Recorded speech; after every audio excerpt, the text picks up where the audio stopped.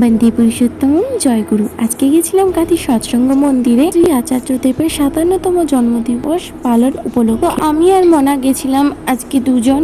তো আমরা গিয়েই পৌঁছে দেখি মাতৃ সম্মেলন তখন চলছে। তো আমরাও কিছুক্ষণের জন্য মাতৃ সম্মেলনে যোগদান দিলাম। আর তারপরেই শুরু হলো ঠাকুরের নাম সৎসঙ্গ, মানে প্রধান অনুষ্ঠানটি।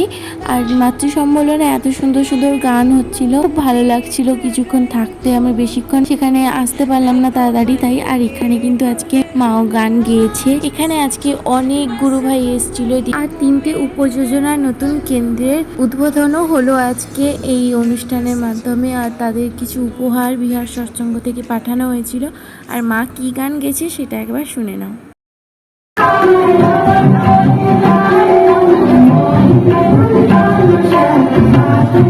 এখানেই শেষ না, এরপরে এখান থেকে বেরিয়ে কি কি করলাম সেটা কিন্তু পরের পার্টে অবশ্যই তোমরা দেখে নিও। টাটা।